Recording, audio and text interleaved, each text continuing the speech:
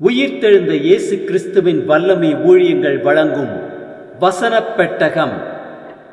இயேசுவே கர்த்தர். இயேசுவையே தேவன் ஆண்டவரும் கிறிஸ்துவுமாக்கினார்.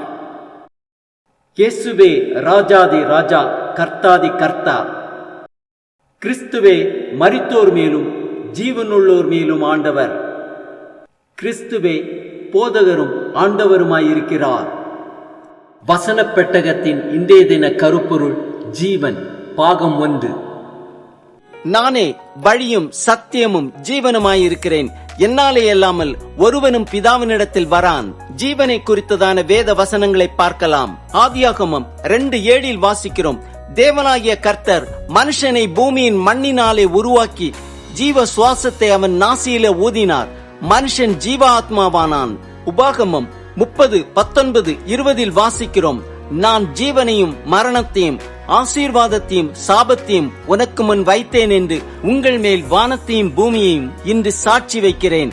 ஆகையால் நீயும் உன் சந்ததியும் பிழைக்கும்படிக்கு நீ ஜீவனை தெரிந்து கொண்டு கர்த்தர் உன் பிதாக்களாகிய ஆபிரகாமுக்கும் ஈசாக்குக்கும் யாக்கோபுக்கும் கொடுப்பேன் என்று அவர்களுக்கு ஆணையிட்டு கொடுத்த தேசத்திலே குடியிருக்கும்படிக்கு உன் தேவனாகிய கர்த்தரில் அன்பு கூர்ந்து அவர் சத்தத்திற்கு செவி கொடுத்து அவரை பற்றி கொள்வாயாக.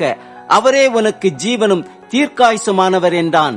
சங்கீதம் 119:49-50 வாசிக்கிறோம், நீர் என்னை நம்ப பண்ணின வசனத்தை உமது அடியேனுக்காக நினைத்தருளும், அதுவே என் சிறுமையில் எனக்கு ஆறுதல், உம்முடைய வாக்கு என்னை உயிர்ப்பித்தது.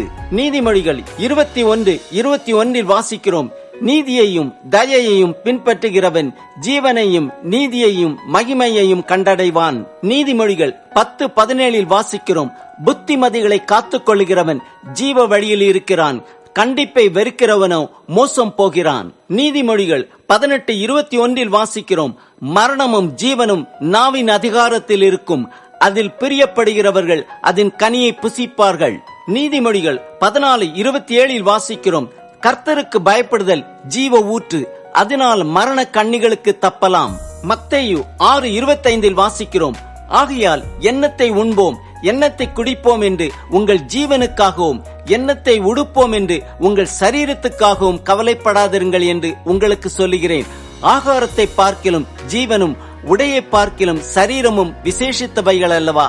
மத்தேயு 10:39 வாசிக்கிறோம், தன் ஜீவனை காக்கிறவன் அதை இழந்து போவான், என் நிமித்தம் தன் ஜீவனை இழந்து போகிறவன் அதை காப்பான். யோவான் 6:35 வாசிக்கிறோம், இயேசு அவர்களை நோக்கி, ஜீவ அப்பம் நானே, என்னிடத்தில் வருகிறவன் ஒரு காலம் பசியடையான், என்னிடத்தில் விசுவாசமாயிருக்கிறவன் ஒரு காலம் தாகமடையான். யோவான் 10:10 வாசிக்கிறோம், திருடன் திருடவும் கொல்லவும் அழிக்கவும் வருகிறானே அன்றி வேறொன்றுக்கும் வரான், நானோ அவைகளுக்கு ஜீவன் உண்டாயிருக்கவும் அது பரிபூர்ணப்படவும் வந்தேன். யோவான் 11:25-26 வாசிக்கிறோம், இயேசு அவளை நோக்கி, நானே உயிர்த்தெழுதலும் ஜீவனுமாயிருக்கிறேன், என்னை விசுவாசிக்கிறவன் மரித்தாலும் பிழைப்பான், உயிரோடு இருந்து என்னை விசுவாசிக்கிறவன் எவனும் என்றென்றைக்கும் மறியாமலும் இருப்பான், இதை விசுவாசிக்கிறாயா என்றார்.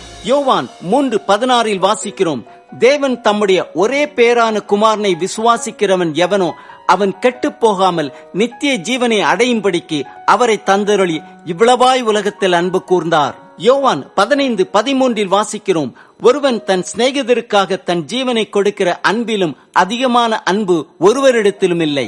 1 பேதுரு 3:10-11 வாசிக்கிறோம், ஜீவனை விரும்பி நல்ல நாட்களை காண வேண்டும் என்று இருக்கிறவன் பொல்லாப்புக்கு தன் நாவையும் கபடத்துக்கு தன் உதடுகளையும் விலக்கி காத்து பொல்லாப்பை விட்டு நீங்கி நன்மை செய்து சமாதானத்தை தேடி அதை பின்தொடர கடவன்.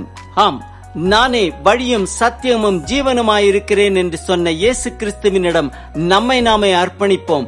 அவரே நமக்கு ஜீவனும் தீர்க்காயுசுமானவர், அவராலே அல்லாமல் ஒருவனும் பிதாவினிடத்தில் வரான்.